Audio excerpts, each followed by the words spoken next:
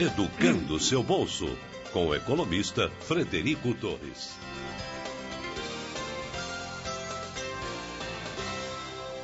Frederico Torres, muito bom dia, bem-vindo mais uma vez ao nosso Em Boa Companhia. Bom dia, Amir, Pedro, ouvinte. Bom dia, Fred. Qual o assunto de hoje? Quais as dicas que você gostaria de passar para os nossos ouvintes, as recomendações importantes? Então, Amir, semana passada a gente teve uma discussão boa aqui sobre o aumento do custo do financiamento imobiliário, né? A gente comentou que os bancos estão aumentando as taxas de juros cobradas nos financiamentos imobiliários, que está mais caro, né, financiar a casa própria. A gente deu aquele exemplo aí do imóvel de R$500 mil, cuja prestação passa dos R$4.000 por mês, né, que realmente é um valor bastante alto, que muito pouca gente consegue pagar, né, que não cabe na renda aí da maioria das pessoas, né. E hoje vamos trazer um tema que é adjacente aí a esse, é um tema que está muito conectado ao aumento do custo do financiamento imobiliário. Semana passada saiu mais um acompanhamento de preço de aluguéis, mais um índice, né, que os economistas medem variações de preço. E esse índice da FIP, ele mostra que os aluguéis novos, né, o preço dos aluguéis novos, ou seja, aquele aluguel que você está contratando pela primeira vez, e não a renovação, tá? Porque a renovação, ela segue uma regra um pouquinho diferente que eu posso comentar mais à frente. Mas os aluguéis novos, eles têm queda real de preços, né, em 12 meses, no acumulado até abril, né, no último ano, de 6%. Melhor para o inquilino. Melhor para o inquilino, exatamente. Ou seja, a cada vez que, se hoje você for fazer um contrato de aluguel no mesmo imóvel que você pesquisou um ano atrás, vamos supor que você pesquisou um ano atrás, não fechou o contrato, aconteceu alguma coisa na sua vida, você não alugou. Hoje você, um ano depois, procurou novamente esse mesmo locador, né, o mesmo dono do imóvel para fazer a locação, e o valor em média, né, o valor desse imóvel, ele está 6% em termos reais, tá? Ou seja, descontado a inflação, então, se somar a inflação, isso aí dá mais ainda, dá uns 13% ou 14% de diferença do que há um ano atrás. Se te pediam 1.000, né, há um ano atrás, hoje esse mesmo imóvel vai estar sendo locado por 800 e alguma coisa, tá? Então, quer dizer, é uma ótima notícia para o inquilino, né? Significa que morar de aluguel está mais barato, né? E são quedas consecutivas, tá? Cada mês esse indicador ele vai caindo um pouco mais. Então significa que está mais barato morar de aluguel. E isso eu acho que é reflexo de muita coisa que está acontecendo na economia. Ou seja, as pessoas estão percebendo, né, que o preço do imóvel para comprar está caro, né? Como a gente falou semana passada, o financiamento imobiliário também não é barato, as prestações oneram muito o orçamento, não cabem no salário da maioria das pessoas, né? Aquele caso que a gente comentou semana passada, um imóvel de 500 mil que dá uma prestação de 4.000 e tantos reais. As pessoas começam a perceber que desses 4.000 e tantos reais, 3.000 e tantos é juros, ou seja, você com aquela ilusão de que eu estou pagando para comprar uma coisa que é minha, né? Estou pagando para construir um patrimônio que é meu. Bom, isso é parcialmente verdade, né? Uma parte desses 4.000 e tantos realmente é a amortização do valor do imóvel, mas uma grande parte, ou seja, 3.000 e tantos, né, dos 4.000 e poucos, é juros. Muita coisa, né? Então você está pagando, de certa forma, um aluguel do dinheiro, né? A gente brinca que ou você aluga o imóvel ou você aluga o dinheiro. E o aluguel do dinheiro também é muito caro. Então, esse enfraquecimento da economia, da demanda, da renda, o aumento da inflação, a queda do poder de compra, ela está batendo também aí nos aluguéis novos, tá? Por que nos novos só? Porque eu comentei que os já contratados, eles seguem uma lógica um pouco diferente. Você faz um contrato hoje, geralmente, de 30 meses ou mais, que prevê a reajuste do seu aluguel pelo índice geral de preços ao mercado. Reajuste anual. Anual, tá. Pelo IGPM. Então, eu, por exemplo, que já comentei aqui que eu moro de aluguel, né, mês agora de abril, vence o meu contrato de aluguel. Então, eu infelizmente não vou poder usar essa informação que eu acabei de passar para o nosso ouvinte como uma ferramenta de negociação com o dono do imóvel no qual eu resido. Eu tenho que seguir a regra que é, meu aluguel vai ser reajustado pelo IGPM acumulado nos últimos 12 meses.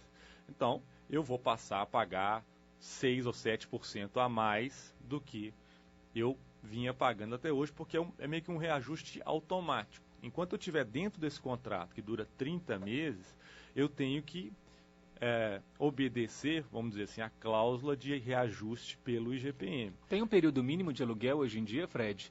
Que assim, você vai numa administradora e lá procura um corretor de imóveis que quer alugar. Tem um ano, 2 anos, 3 anos, o mínimo que você vai ter que morar ali? Olha, eu acho que não posso dizer com certeza, mas o que eu tenho visto são contratos de no mínimo 30 meses. Eu acho que tem alguma especificidade aí, que aí você tem que perguntar depois lá para o doutor como é que é o outro. Érzio Mansur. Vamos dar lei. Isso, para ele esclarecer, mas o que eu tenho visto muito são contratos de 30 meses. Parece que tem alguma especificidade jurídica aí que requer que os contratos tenham pelo menos esse prazo de duração. Tá? Agora, apesar de eu, por exemplo, não poder me beneficiar disso por enquanto, quando acabar os 30 meses, né, é óbvio que eu estou de olho nesse indicador. Tá? Acabou o meu período de reajuste automático, tá? Eu vou em cima do locador dizer o seguinte, olha, eu quero rever, né, e agora para baixo. Por quê? Porque o preço do aluguel, em média, está caindo. Tá?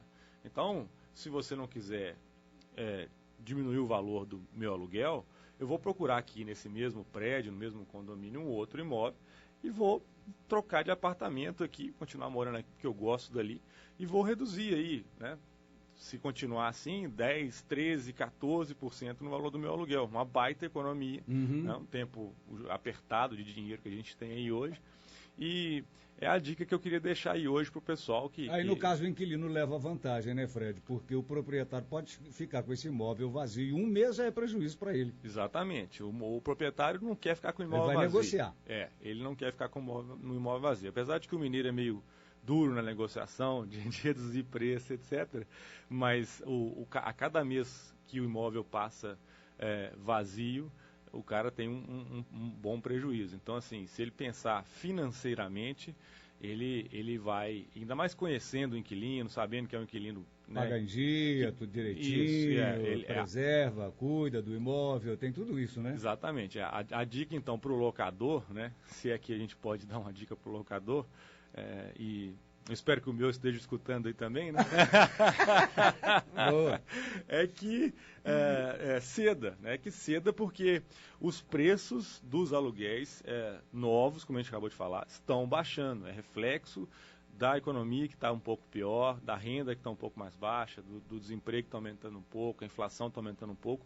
Isso tudo, né, pesa no bolso e o inquilino sabe. Falou, olha, desculpa, mas eu pagava 800, agora eu tenho condição de pagar 700, 750, tá? Então, ou você diminui o preço do aluguel, ou eu vou ter que ir procurar outro. E aqui, na reportagem, que está no site g1.com.br, o preço médio para locação por metro quadrado nas 9 cidades pesquisadas ficou em R$ 34,00 por mês.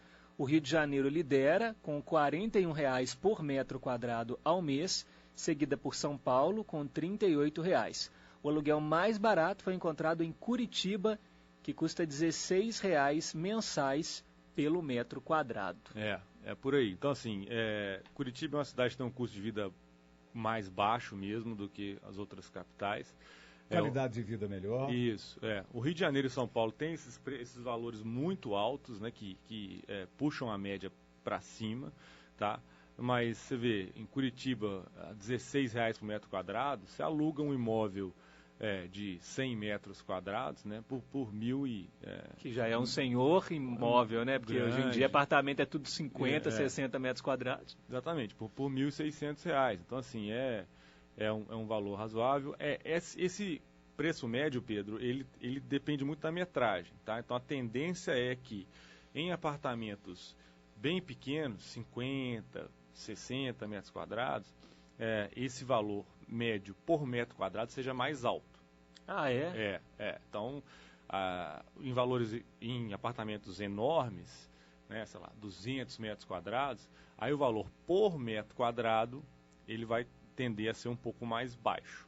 Tá? Mas então o aluguel de um apartamento de 200 metros quadrados, ele pode sair mais barato do que Não, valor por metro quadrado. Tá? Então, por exemplo, um apartamento de 200 metros quadrados, você vai pagar hoje, sei lá, depende do bairro, né, mas R$3.000 de aluguel, que dá um valor de R$15 por metro quadrado. Num apartamento de 50 metros quadrados, às vezes você vai pagar, sei lá, R$1.500, né? Então, que dá R$30 por metro quadrado. Entendi. Tá? Ainda ontem no jornal O Tempo tem uma matéria muito interessante falando sobre a intenção das construtoras de construir prédios de apartamentos menores, apartamentos de 1 quarto. Que esses, assim, construiu, vendeu. É impressionante. Tem uma matéria muito interessante no jornal O Tempo de ontem, falando dessa preferência das construtoras na construção desse tipo de apartamento. As pessoas hoje estão demorando um pouco mais a constituir família, né? Tem aquela história do filho esperar um pouco mais de tempo, ficar... A bolsa canguru, né? Ficar mais um tempo na casa do papai, da mamãe, fazendo a sua poupança e fazendo diversos cursos. Dando aquela economizada básica, né? Dá essa economizada básica e normalmente compra um imóvel menor, né? Para depois ir adquirindo um imóvel maior. É bem interessante isso. No Caiçara mesmo, são pouquíssimos prédios de apartamentos de 1 quarto só. A maioria são 2 quartos, 3 quartos, 4 quartos. E o aluguel é caro, é muito caro. Mas mesmo assim, ainda na minha opinião, eu estou com você, ainda compensa morar de aluguel. Esse ajuste que você falou, Amir, da metragem do apartamento diminuindo, das construtoras focando em imóveis de 1 ou 2 quartos, é um ajuste que também se dá via preço. Né? As pessoas que... É muito frequente você ver pessoas que moravam em apartamentos muito grandes e que estão, quando precisam fazer uma mudança na vida, né, passam de um 4 quartos para um 3 quartos, de um 3 para um 2, ou mesmo se mantém um 3 quartos, antes ele tinha 100, 110, hoje ele tem 80, 85. As famílias também estão menores, né, Fred? Não, mas ninguém tá querendo mais aquela velha história dos nossos antepassados, 5 filhos, 6 filhos, 7 filhos, 8 filhos. As famílias estão menores. É verdade, mas além disso, a gente está se acostumando a espaços um pouco mais apertados, justamente porque o imóvel está muito caro, né? Ele realmente assumiu um preço para quem você viveu isso, né? Comparativamente a 20 anos atrás, a gente tinha um imóvel no Brasil que custava pouco mais do que um automóvel. Né? Na década de 90. E a economia é no todo, né? É como um todo. Você economiza, pagar a faxineira, que o apartamento é menor, então você não vai pagar lá R$150 a diária. Né? Em 2 horas ela faz ali a limpeza. O IPTU é menor, né? Você não vai comprar tantos móveis, né? Quer dizer, é uma economia bem significativa. São ajustes que a pessoa tem que ir fazendo, né? A gente fala sobre isso lá no blog também, assim... sua vida vai mudando, os preços vão mudando, e é preciso que você reaja a essas mudanças, é preciso que você se ajuste. E o mercado sente isso, justamente, ele abre justamente de acordo com essa tendência. Sim, né? Então esse indicador de aluguéis que a gente está mostrando aí, eu acho que é uma boa informação para o nosso ouvinte, para ele entender que o mercado imobiliário mudou. Que não é mais o que era 2, 3 anos atrás, que era praticamente comprar e aquela brincadeira, ir para a galera, né? Beleza, agora eu estou com a vida feita. Então, tem outros indicadores que demonstram isso, né?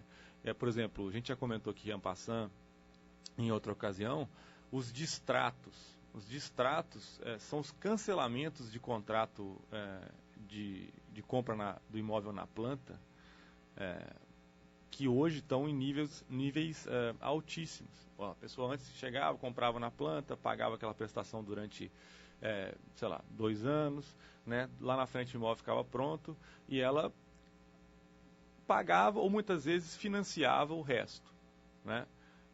Hoje em dia o que está acontecendo? Ela entra, paga, na hora de assumir o financiamento, muitas vezes o imóvel a valor de mercado, ele está valendo menos do que o saldo que ela tem ainda por pagar, né? Então, é um negócio, esse negócio de investir na planta, que foi durante anos um bom negócio, que fez muito dinheiro para muita gente, ele não está mais assim, essa barbada toda. Então, o que acontece? Chega na hora de financiar o restante, lá na entrega das chaves, que a gente chama, o pessoal desiste, fala, não quero. Aí faz o distrato, que é o cancelamento do contrato. Tem uma multa, né? Você perde uma parcela do que você pagou, e obviamente que a construtora não quer que você desista, claro. Tá? Mas então, esse aumento de distratos, que hoje é um problema que atinge muitas construtoras, é mais um indicador de que o mercado imobiliário, né, mudou. Outro, as construtoras que você citou aqui, amigo, têm feito promoções das mais variadas formas. Feirões, aceitam hoje com mais frequência automóveis usados né, como entrada é um feirão, na verdade, né? Da compra no feirão eu preferi você ir no final para você achar um preço mais baixo. A xepa? A xepa. A xepa do Porque feirão. A construtora normalmente, né, Frederico Torres, quando era essa história de vendido na planta, a construtora capitalizava, né? Porque muitas vezes a construtora não tem dinheiro próprio para fazer a construção. Então ela pega o dinheiro emprestado para executar a obra e entregar. Então ela também precisa pagar.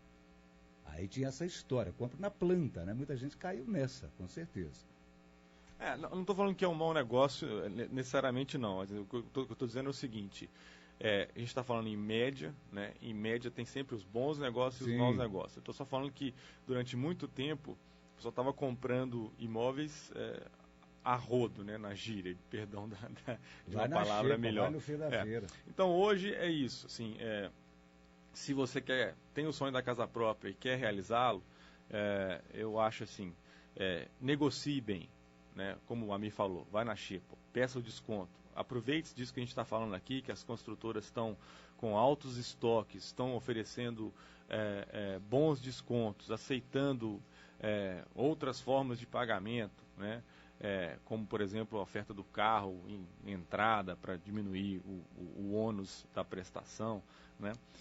Que você se aproveite dessas condições de mercado para fazer um bom negócio para você, né? E não para a corretora. O mercado muda, chore, né? Então aproveita a fase. Chore mesmo, honre a tradição de mineiro, não é essa que a gente não é conhecido, né, por ser pechincheiro, né, quer dizer, chorão e bom negociador. Então, saiba que o momento está favorável para quem está comprando, né? Vai, negocie mesmo bons descontos, seja na compra do imóvel, se é esse o seu sonho e você quer realizar, seja no seu aluguel, né, como mostrou o indicador que a gente trouxe hoje para comentar. O momento é favorável ao inquilino, tá? Negocie bem. As taxas de vacância, né, que é um nome meio esquisito, mas aqui é um indicador que mede a quantidade de imóveis vagos, né, ou seja, não locados, imóveis vazios, hoje no mercado, são das mais altas de todos os tempos. Ou seja, tem muito imóvel vago, não locado, como a Amir falou. O dono, às vezes, não quer abrir mão de 100, 200 reais aí no aluguel, e ele vai ficar com esse imóvel vago, né, vazio, durante muito tempo. Prejuízo para ele. A gente aqui de Belo Horizonte caminha na capital aqui, caminha na Savassi, caminha nos bairros aí glamurosos, prestigiosos, e que sempre tiveram uma demanda muito grande, né, empresas, para ter lojas ali, você vê um sem número de lojas vazias. Você vê um grande número de anúncios de aluga-se, demonstrando que apartamentos e casas estão vazias. Então, isso é sinal, né, de que a demanda é fraca e de que o inquilino, ou quem está querendo entrar no aluguel novo, como a gente está falando aqui, tem um bom poder de negociação. Ou seja, está com a faca e o queijo na mão. A grande verdade é que o dinheiro está difícil, né? Isso. Essa é a grande verdade. O dinheiro está difícil. Tem shopping aí que está oferecendo um mês grátis para lojista. A coisa está complicada mesmo, né? A situação não está preta, mas está meio amarelada, né? Pode ser que fique pior. A gente torce para que melhore. Frederico Torres, o pedido aqui da nossa ouvinte Divina de Belo Horizonte, nos ligou aqui pedindo para você falar sobre a poupança especial da Caixa. Que poupança é essa? Ô, Divina, me parece que essa poupança especial da Caixa, se eu não estou enganado, é uma poupança que eles estão oferecendo com prêmios. Tem muito banco aí hoje em dia oferecendo alguns atrativos para retomar o poupador. Por quê? A gente comentou aqui também já em outros programas que a poupança hoje não é uma boa aplicação financeira. Ela rende bem menos do que outras aplicações de mesmo grau de risco que você pode fazer. Então, eles estão oferecendo prêmios, né? Tem propaganda aí oferecendo aqueles bonequinhos lá, os poupançudos, e tem outros que oferecem sorteio mesmo de prêmios, né, aos moldes do que faziam apenas com os títulos de capitalização, né? A poupança, ela, no primeiro trimestre de 2015, perdeu mais de 23 bilhões, eu acho, de reais em recursos no total. Ou seja, os poupadores sacaram mais da poupança do que depositaram. E como eles precisam do recurso, os bancos, a Caixa também, precisam do recurso da poupança para poder financiar, especialmente financiamento imobiliário, né? Eles estão fazendo essas campanhas de marketing para tentar fazer com que nós, investidores, né, coloquemos dinheiro novamente na poupança. Mas a minha recomendação para você, Divina, é que evite a poupança. A poupança hoje ela não chega a dar 8% ao ano de retorno líquido de imposto de renda, e você pode conseguir aí sem risco na mesma Caixa Econômica Federal, né, pedindo uma LCI, que é uma letra de crédito imobiliário, por exemplo, você pode conseguir 10,5%, 11%, ou seja, quase uns 3% a mais por ano no seu dinheiro. Tá? Então esquece a poupança e peça para o seu gerente lá uma LCI que você faz melhor negócio. Se quiser o bonequinho, o poupançudo lá, a gente arruma um jeito, deve ter um jeito de... Ah, com certeza. Você não comprou você não deu o poupançudo. É um monstrinho, né? É um monstrinho. Bonitinho. Eu acho horroroso aqueles bonequinhos, acho horroroso. Acho extremamente feio. Mas compra outro boneco, não vai cair nessa história, não. Frederico Torres, obrigado, viu? Valeu. Frederico Torres é economista, blogueiro e professor. E está todas as segundas aqui no nosso Em Boa Companhia à disposição, tirando aí as dúvidas das nossas ouvintes, dos nossos ouvintes, dando dicas de como usar melhor o seu dinheirinho, que está difícil de conseguir no dia a dia. Boa semana para você, Fred. Obrigado, amigo. Abraço.